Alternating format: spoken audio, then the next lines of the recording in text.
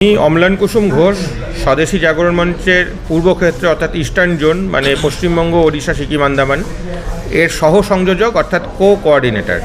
আমাদের বিষয় হচ্ছে সামগ্রিকভাবে বাংলাদেশি পণ্য পরিষেবা বয়কট। আমরা জানি আমাদের প্রতিবেশী রাষ্ট্র বাংলাদেশ এখন অশান্ত। প্রতিনিয়ত সেখান থেকে একের পর এক ঘটনা খবর আসছে, যে খবরগুলিতে মানবতা হচ্ছে লাঞ্ছিত। বাংলাদেশের নির্বাচিত রাষ্ট্রপ্রধান বহিষ্কৃত, অন্ধ ভারত বিদ্বেষীদের হাতে সেখানকার ক্ষমতা হস্তান্তরিত, সেখানকার মানুষ চরমভাবে আক্রান্ত, নির্যাতিত এবং গৃহচ্যুত, এবং এর ফল ভোগ করতে হচ্ছে প্রতিবেশী রাষ্ট্র হিসেবে ভারতবর্ষকে। দীর্ঘদিন ধরেই বাংলাদেশ থেকে যে অনুপ্রবেশকারী এবং সন্ত্রাসবাদীরা ভারতে আসছে, তারা ভারতকে অর্থনৈতিক, সামাজিক এবং নিরাপত্তাগতভাবে আঘাত করছে। কিন্তু বর্তমানে এই যে বাংলাদেশের নবসৃষ্ট মধ্যযুগীয় পরিস্থিতি আমরা দেখতে পাচ্ছি, এতে সেই অনুপ্রবেশ এবং সন্ত্রাসবাদী কার্যকলাপ আরও বাড়বে বলেই আমাদের আশঙ্কা।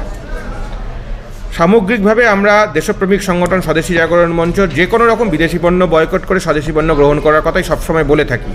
কিন্তু এই বিশেষ পরিস্থিতিতে আমরা দেশবাসীর কাছে বেশি করে অনুরোধ করছি বাংলাদেশি পণ্য পরিষেবা সর্বাত্মকভাবে বয়কট করার জন্য। বাংলাদেশের বর্তমানে যে অবস্থা, তার সভ্য জগতের কল্পনাতীত। অর্থাৎ এই যে আজকে আমরা এখানে বসে এটা সভ্য জগতে, সেখানে বসে কল্পনা করা যাবে না বাংলাদেশের কী অবস্থা। সেখানকার মানুষের উপর নারকীয় অত্যাচার চালানো এবং ভারত বিরোধী নানা রকম কার্যকলাপ চালানো ছাড়াও সেখানে রবীন্দ্রনাথের মূর্তি পর্যন্ত তারা চূর্ণ করেছে। এমনকি ভারতবর্ষের জাতীয় পতাকার উপর পা রেখে সেই ছবি তুলে তারা সর্বত্র ছড়িয়ে দিচ্ছে।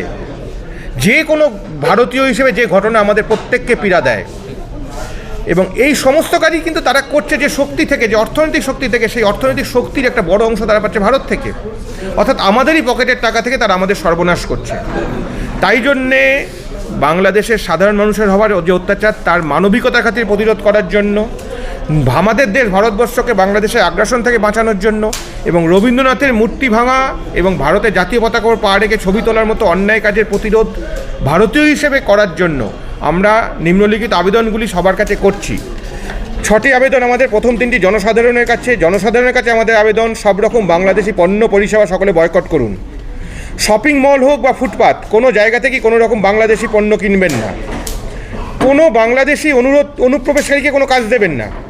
গৃহ সহায়িকা থেকে শুরু করে রাজমিস্ত্রি, গাড়ির মেকানিক, কল বা ইলেকট্রিকের মেকানিক ইত্যাদি সমস্ত কাজ যখন কোনো ব্যক্তিকে দেবেন, তখন অবশ্যই তার আধার, ভোটার কার্ড চেক করে, নাগরিকত্ব যাচাই করে ভারতীয়কেই দেবেন, কোনো বাংলাদেশিকে দেবেন না, অনুপ্রবেশকারীকে দেবেন না।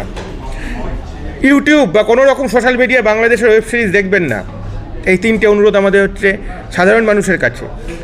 এর পরের 2টি অনুরোধ আমরা রাখছি ভারতের ব্যবসায়ী মহলের কাছে। ভারতের আমদানিকারকদের কাছে আমাদের অনুরোধ, কোনো বাংলাদেশি পণ্য আমদানি ও বিক্রয় করবেন না।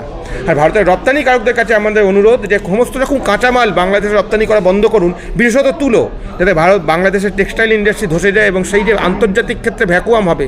তেমন বাংলাদেশের টেক্সটাইল ইন্ডাস্ট্রিতে বাংলাদেশের অর্থনীতির ভিত্তি এবং তাদের একটা বিরাট আন্তর্জাতিক বাজার আছে।